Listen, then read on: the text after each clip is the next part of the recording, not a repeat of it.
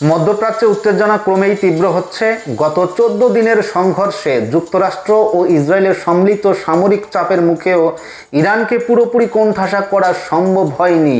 ঠিক সে কারণেই আন্তর্জাতিক মহলে এই মুহূর্তে সেই বিষয় নিয়ে আলোচনা শুরু হয়েছে।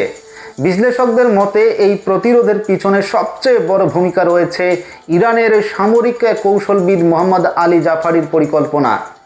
ইরানের বিপ্লবী গার্ড বাহিনীর ইসলামিক রেভলিউশনারি গার্ড কর্পসের প্রাক্তন প্রধান জাফারি দীর্ঘদিন ধরেই অসম যুদ্ধ কৌশল নীতি, ড্রোন প্রযুক্তি ও ক্ষেপণাস্ত্র প্রতিরক্ষা ব্যবস্থার উন্নয়নে গুরুত্বপূর্ণ কাজ করে এসেছিলেন। সামরিক বিশ্লেষকদের মতে তার পরিকল্পনায় ইরান একদিকে আঞ্চলিক মিত্রদের সমন্বয় করছে, অন্যদিকে সরাসরি সংঘর্ষের বদলে বহুমুখী প্রতিরক্ষা কৌশল গ্রহণ করেছে।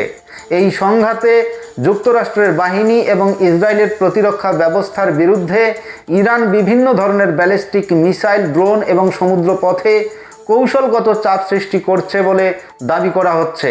বিশেষ করে হরমুজ প্রণালীতে ইরানের যে নৌ তৎপরতা আন্তর্জাতিক বাণিজ্য ও জ্বালানি সরবরাহের জন্য উদ্বেগের কারণ হয়ে দাঁড়িয়েছে।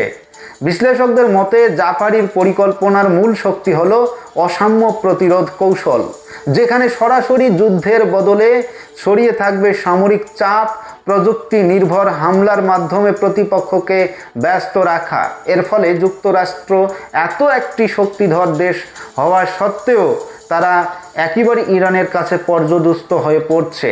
তবে পরিস্থিতি এখনও অত্যন্ত উদ্বেগপূর্ণ। প্রতিপক্ষ পাল্টাপাল্টি হামলা কিন্তু চলছে।